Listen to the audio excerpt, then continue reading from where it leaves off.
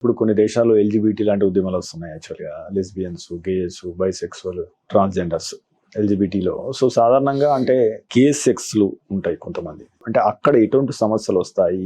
నేను వీళ్ళకి ఇచ్చే సజెషన్ ఏమంటే, ఒకవేళ మీరు ఆ రిలేషన్లో ఉంటే ఉండండి, బట్ మీరు తీసుకుంటే తగు జాగ్రత్తలు, మీ సెక్షువల్ యాక్టివిటీ ఉన్నప్పుడు తీసుకుంటే కొన్ని జాగ్రత్తలు తీసుకుని మీరు ఆ విధంగా ఫ్యాంటసీలో ఉంటే తప్పులేదు.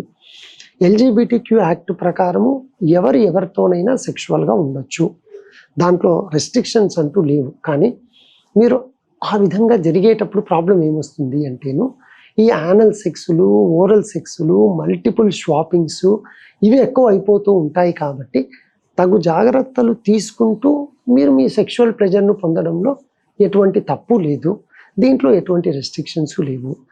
ఒకవేళ మీకు అది పొరపాటు ఇంకోటో అనిపిస్తే మీరు రివర్ట్ బ్యాక్ అవడంలో కూడా తప్పు లేదు. అది మీరు మంచి క్లినికల్ సైకాలజిస్ట్ను కలిసేసి వాటి గురించి డిస్కస్ చేసుకుని, ఎందుకంటే నేను ఫిజికల్గా అబ్బాయిలకు ఉన్న ప్రాబ్లమ్స్ అండాలజిస్ట్గా ట్రీట్ చేస్తాను కాబట్టి ఎక్కువగా దాంట్లో డెప్త్ నేను ఇప్పుడు మాట్లాడను. 62 లక్షల మంది ప్రజల్లో మెడ్ప్లస్ బ్రాండ్ మెడిసిన్స్ కి మారడం వలన 915 కోట్ల రూపాయలు సేవ్ చేసుకున్నారు. అదే మెడిసిన్స్ అదే క్వాలిటీతో 50 to 80% డిస్కౌంట్లు.